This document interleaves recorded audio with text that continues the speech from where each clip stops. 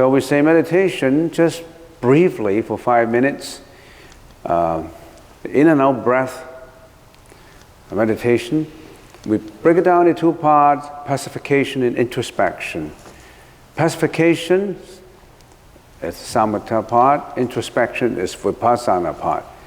And pacification is dealing with calming, relaxing, steadying, and stabilizing the mind, which we already have talked about in detail, the counting of it, the following, the stabilization. And we have now come to introspection. We spend many, many hours on 1, 2, and 3. And now we have more or less, we say, elevate ourselves from just the techniques of stabilizations to a higher level of exploring the wisdom, the vipassana part of it. And without the vipassana part of it, we cannot get enlightenment. The pacification part of it is just to calm us down, because our mind is not calm. Our mind has been too desultory, too wandering. It's attaching to many, many externalities. Now we have to introspect, contemplating within us. So we've been dealing with introspection for quite a while, and introspection involves a lot of talking, a lot of understanding in it. And now we're dealing with introspection.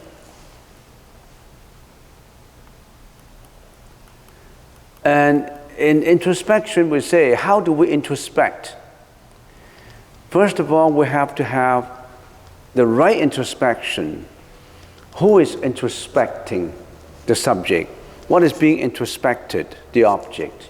So in other words, we've got to have some concepts in our mind which form the foundation, the parameters of our introspection.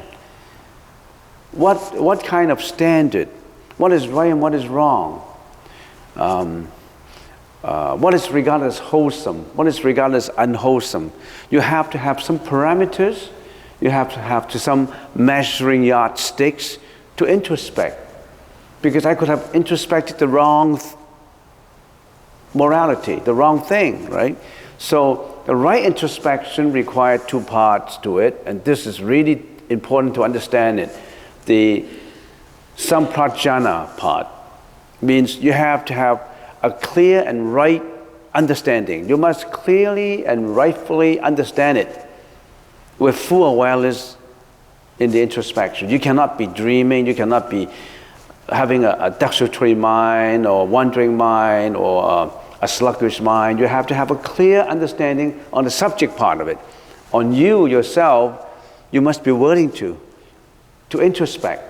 If you're not willing to even introspect, you just sit there doing nothing and just relaxing and just, I don't know what you're doing. I mean, you just sit there and trying to stabilize your mind, and if you're not doing an introspection, though you're not doing it right. So the subject must be willing to, must have full awareness, must be clear, must concentrate, must focus, must have a stabilizing mind, must be calm in order to introspect.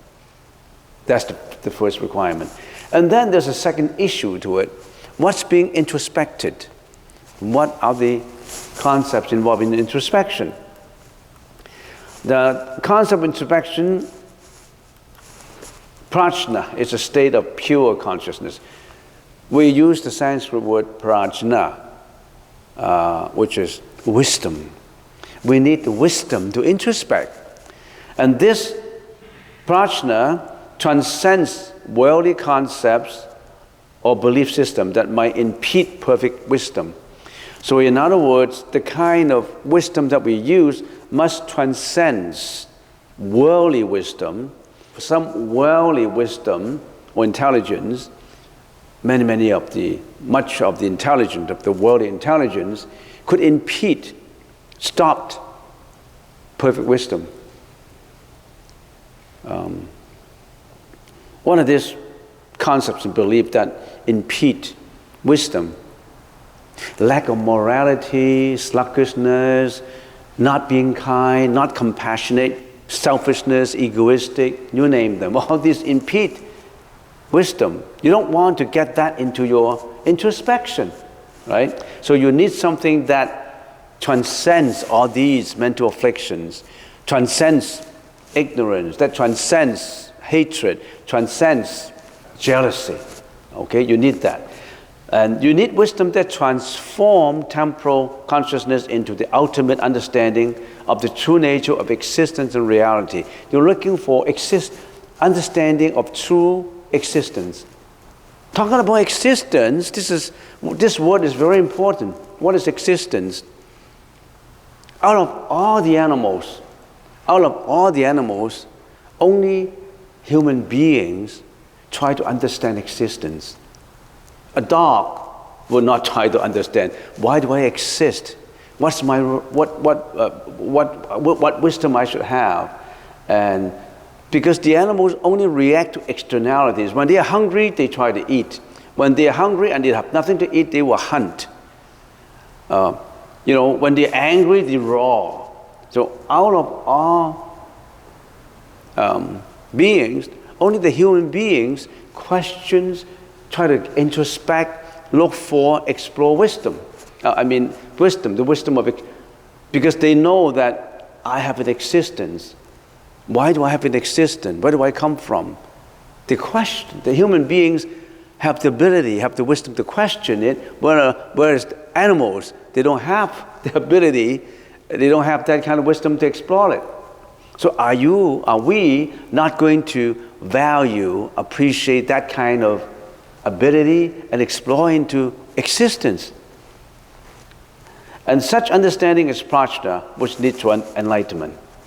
Put it simple, we need the right introspection, the right subject and the right object. The subject is one, you, right? You, me, we introspect. But the objects are so multifaceted, so various. Because the Buddha talked about prajna in varieties of ways. Because the Buddha talked in accordance with the wisdom level of the audience. It always changed because it tailored to who needs what. So there are so many prajna issues, prajna concepts, but there are some basic ones that we need to have in order to introspect.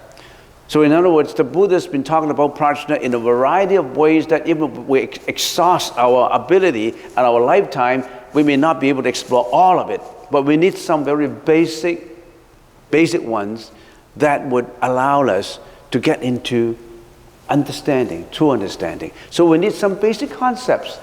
Plus, if you're all flooded with all kinds of prajna concepts, you don't know, you may not, in studying Buddhism, we try to understand one concept, and you go into the next. If you're all confused with different concepts that you don't understand, you cannot introspect properly. So it is very important that we have some basic concepts to serve as a measuring yardsticks to explore into wisdom. It's just like in the society. If we don't have any measuring yardsticks of morality, you'll be in trouble. We'll all be in trouble. You can kill, you can steal, you can have sexual misconduct, you can do all kinds of things. But the society needs a norm to work with, needs some parameters to work with. What are these? Some basic concepts required in the right introspection. We say the 4 seals of the Dharma, the 4 foundations of introspection. We call it Satipatthana. We have introspection of the body, introspection of feelings, of consciousness, of all Dharmas. And then we also have introspection of the 5 aggregates, introspection of dependent origination, Paticca Samuppada. Paticca Samuppada explore into reasons, the whys, the hows of existence. Because as I said, out of all the animals, only human beings have that ability, have that capacity, have that willingness to explore into existence. Only the wiser, the more intelligent species of existence, explore into existence, not just take existence for granted. And then we also have introspection on Yogacara, which Napti Matra Tata, and then number 6, the 37 factors of enlightenment. If we understand these concepts more or less with thorough understanding of it, and then we interact with externalities, we already have all the security guards inside of us. We already have well equipped with all the knowledge in us to confront a cruel reality, a hard reality, or to jump over hurdles of life. We have to have enough of these concepts spoken by the Buddha. In this session, why don't we just deal with the first one, the simple one, the 4 seals of the Dharma, the trademark of Dharma, so that if anybody talk about any Dharma not within this seal, that's not what the Buddha talked about. So we must not attach to those, because they could be about struggling for fame, for reputation, for wealth, for personal pursuits, and not within the parameters of what the Buddha taught. All right, so let's get to the 4 seals, the trademark, the stamp. Say, this is what we should understand, the 4 standards. So we say the 4 seals of the Dharma, Kastu Losana, the 4 characteristics of all conditions samsara. First one, impermanence. All phenomena are impermanent. So if someone said to you that, I believe in permanence, there is a creator who permanently exists and who would permanently look after you, oh, this is not what the Buddha is talking about. Or there is a God that is permanent. Oh, that's not what the Buddha is talking about. And you need to understand permanence. What is permanence? What is impermanence? Nothing is permanent. So even the creator is not permanent. How can there be a creator? Nothing is impermanent. We'll say even God is not permanent. Last session we have a God discussions about what and where and how God exists, and we already talked about it in detail. So impermanence, nothing is permanent. You name me a thing that is permanent. You name me anything that would stay all the time. Even if I die, it will still stay all the time. You think the world is permanent? The world that I'm living in is permanent? You think this building is permanent? Before the First World War and the Second World War, everybody believed that all structures are permanent. And then boom, and then nothing is permanent. There's no physical permanence. There is no metaphysical permanence. Even what you think about a thought is not physical, but that is not permanent.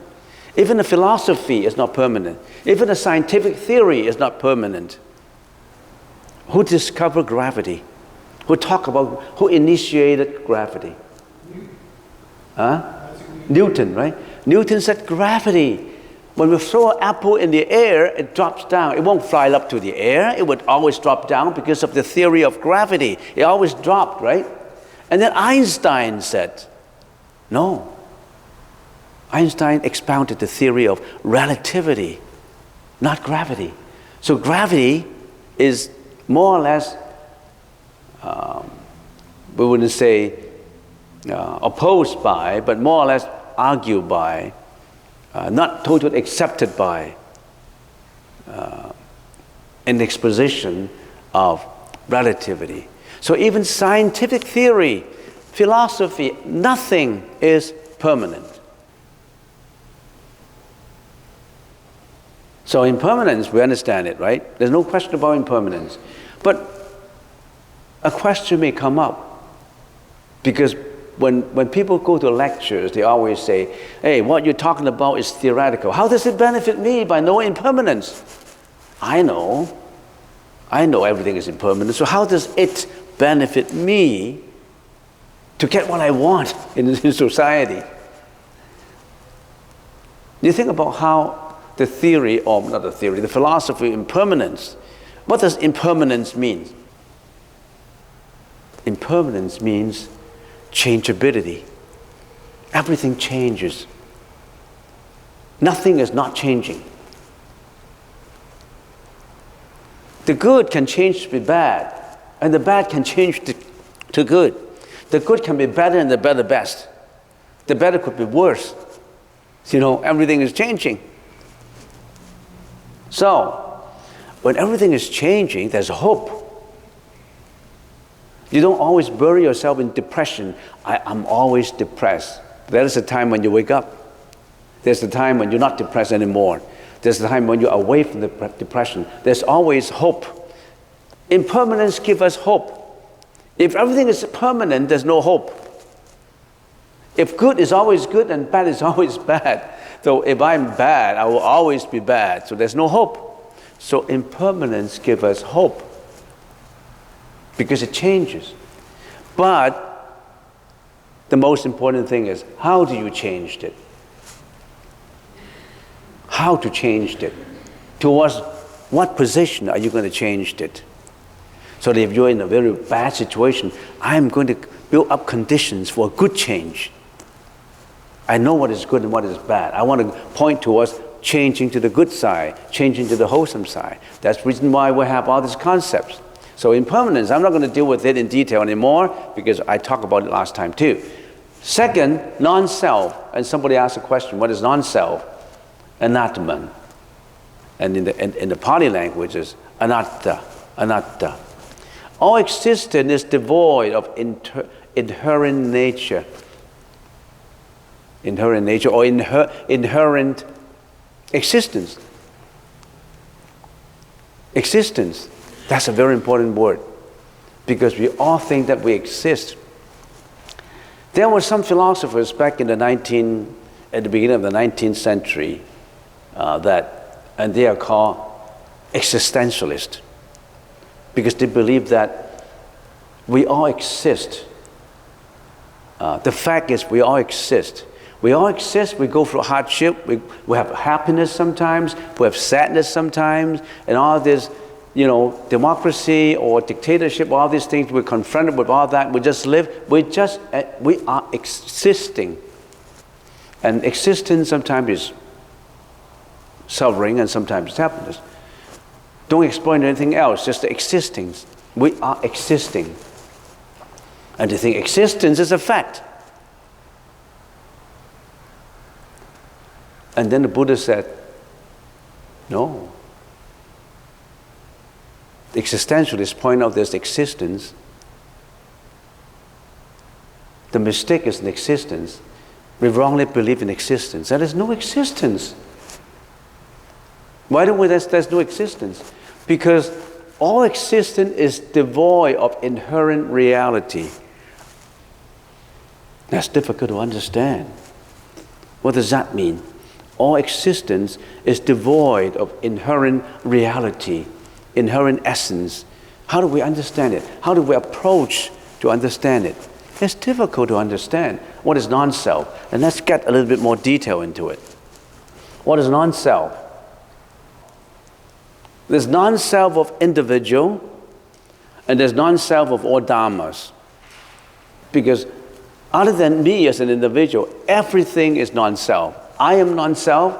I don't have a permanent existence. I'm non-self, and everything is non-self.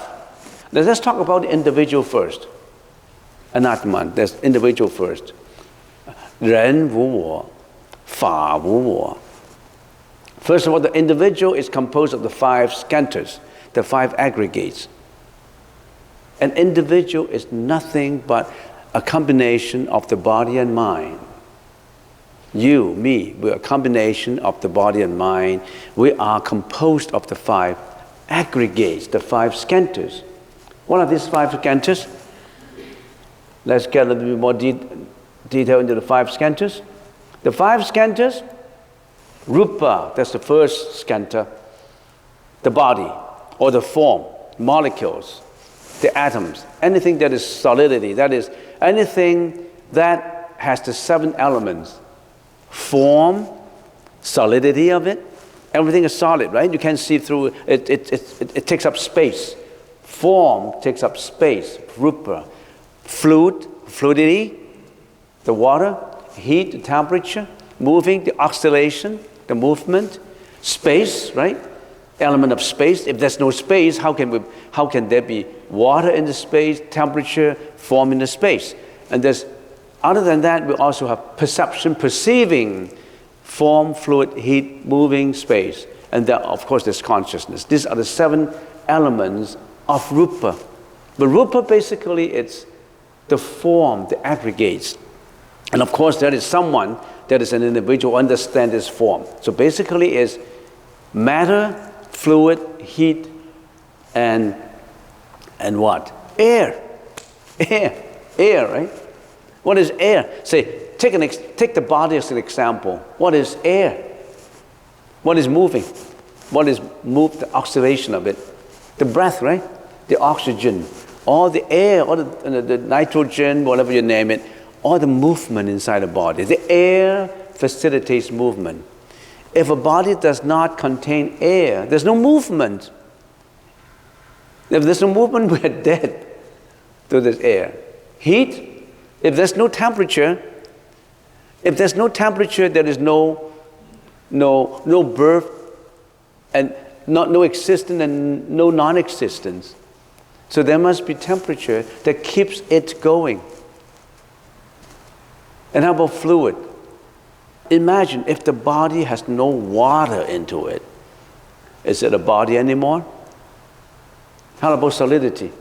If the body has no nails, the hardness of it, the nails, the teeth, the hair, the no bones.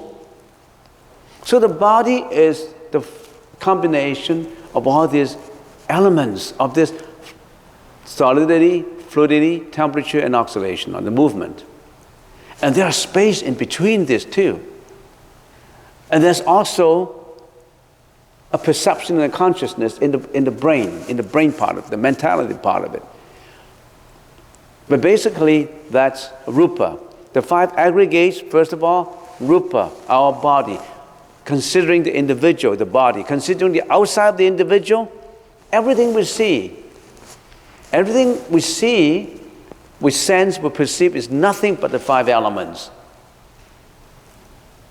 Matter, water, heat, air, space, perception, and consciousness. That almost includes everything. That's the first aggregate. Second aggregate, Vedanta, perception. The individual perceives with the 6 organs, the eyes, the ear, the nose, the tongue, the body, the mind, in contact with the 6 sense objects, the form, the sound, the smell, the taste, the bodily impressions, and the mental objects. So in other words, the 6 sense organs interact with the externalities of the 5 externalities, of the 6 externalities. The form. This is the form. The eyes interact with it. The sound, the ears interact with it. The smell, nose interact with it. The taste, the tongue interact with the body impressions. The touch interact with it. Mental objects, the brain interact with it. So when you interact, you perceive, that is sensation. That is perception. There's perception in it. That belongs to the mentality part. Samjna, the conceptual part. The mental functions of shaping it, coloring it, conceptualizing it, the length, the pain, the pleasures and everything, the sensation of it. The conceptions give rise to sensations, and then also the samskara out of it. And then carry into action. When you feel unhappy, you may cry, you carry into action. When you feel happy, you may smile, you may laugh. When you feel depressed, then you're emotional. So that's volitional actions expressed out. And then there's also the storage part of it, the consciousness, the perceptive part, the cognitive part, and the egoistic part. So we have the seeing, hearing, smelling, tasting, bodily sensations, and mental consciousnesses. And then we also have the manas, which is the 7 consciousness, the ego consciousness, You always attach your self to it. This is mine. That's yours. This is my interest. I, we, you, he, she. And then there's also the alaya consciousness, which is a banking consciousness for whatever karmic energy produced and stored into it, and that's responsible for reincarnation, rebirth, karmic energy, all that is stored in a bank. That is your memory chips of the computer, of your computer. So these are the 5 skantras. So when we say non-self, which one is you? Is the body you, yourself? Is the body you as a self? If it is a self, which means that it is an entity, it always exists. It exists permanently. It exists by its becoming. It exists without conditions. But can you exist without conditions?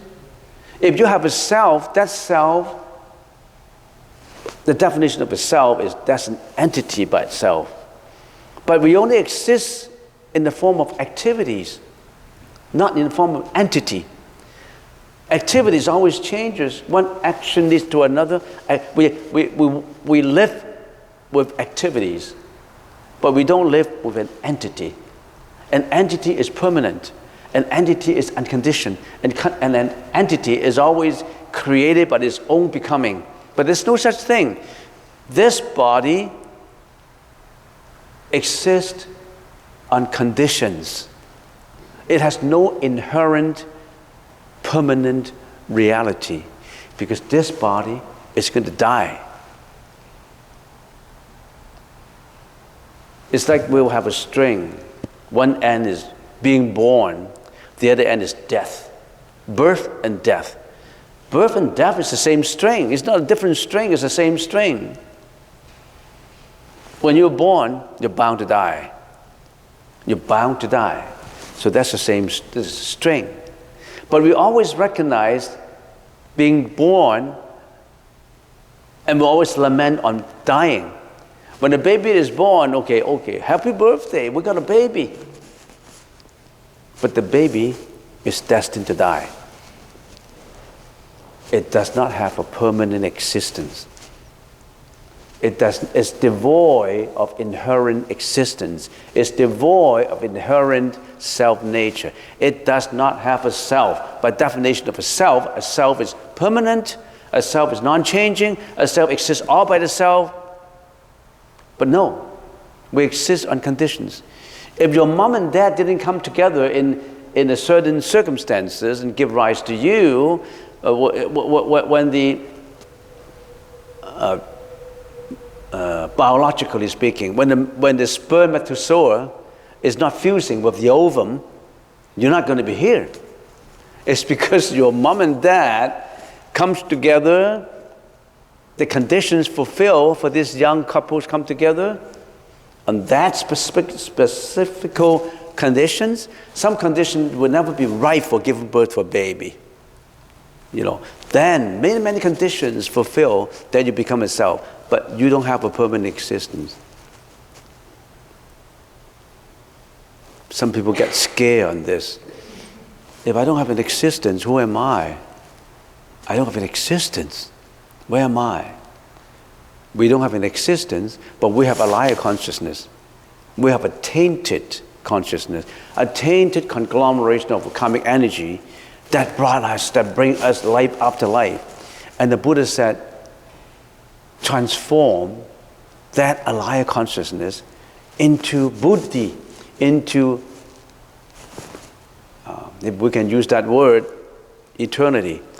If we can use that word, into ultimate bliss, into transcendence from life and death. We transcend life and death. The perception, is the perception you? Is that feeling of pleasure you? Is that feeling of displeasure you? No. This is just a feeling.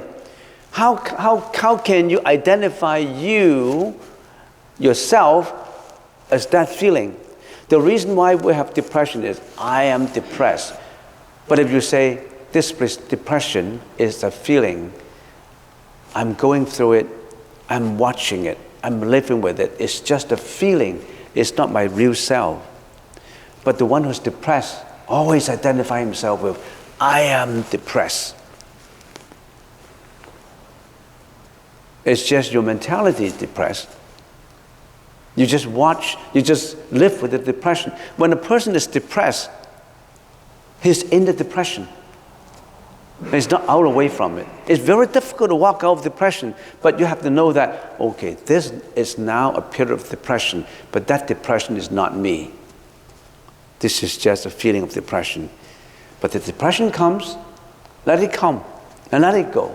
Because it's not you. It's not you. Samskara, it's the conceptualization you. It's just a conceptualization. Even prajna is not you. We receive the conceptualization to think, but it's not you. Sometimes you have the right conceptualization, sometimes you have the wrong conceptualization. And how about the Vijnana? All this consciousness, that consciousness is only a temporary you. And when you're enlightened, the light consciousness is transformed into prajna, which is leading to enlightenment. So none of the five skandhas, none of each five is you. The combination of not you is not you. If they are combined together, they're still not you. Well, you have to think about it before you know it. For non-self, okay? So there's no self. What we call self is actually lack of inherent existent reality, impermanence, interdependent on individuals and things. It is on causality. We exist on causality. We don't have a true existence. And how about all things? All things, anything that is svabhava is by definition unconditioned. What does that mean? Svabhava means that particular thing does not depend on causes to come into being. That particular thing is permanent. And that particular thing comes into existence all by its own ability, all by its own becoming. It does not need any conditions. It just, boom, exists. Is there any such thing in the world that exists? Svabhava? Everything is causality. Everything depends on causes, and they are independent on each other to exist. So, we know that anything that exists must be conditioned, depending on causes. Thus, the existence of svabhava is impossible. Okay? So, that's non-self. And then we say, why do we always think that we have a self? That's a delusion. A person's sense of having a distinct self comes from the five skandhas: body, sensation, perception, volition, and consciousness. We experience the world through the five skandhas, and as a result, attach to, cling to things and experience suffering. Because we attach, because we think we have an existence, we attach to what we want, what we desire. We're attached to possession, we're attached to occupation, we're attached to hatred, greediness, we're attached to relationship, male and female relationships. We're attached to these things and think that we require them. We think that these are what we want, cravings that lead us to experience suffering. The Buddha said if you walk away from those, you will slowly walk away from suffering. But who can? We know about it, but we can never walk away from it so far. You think the alcoholic standing at the front of the liquor store does not know that liquor is not good for them? They probably know. You don't have to give them theories. You don't have to say, oh, get onto the internet. This is the disadvantages of drinking alcohol. They all know that. But they're so obsessed with it that they can't change. How do people obsess to the mass media? How do people obsess to certain tendencies? They can't get away from it. They have to train themselves because they experience these things through ages. They're so, everything that they've experienced is so indelible in their hearts, so infringed in their hearts, so deep that they can't get rid of it. It takes training. The Buddha said, the earlier the training, the easier for you. And some people never go through that training, even at death. They still bring the karma to the next life. The Buddha said, train yourself to let go of these. You need the training, not just talking about it. What is this training? Samatha and Vipassana. This other training. Right now we go through training. But coming here for 2 hours per Saturday is certainly a tip of the iceberg. You need a 24 hours training to get enlightenment. And all right, so this is self. So we have explained non-self. And next time I still have to go through the 4 seals of the Dharma, suffering and nirvana.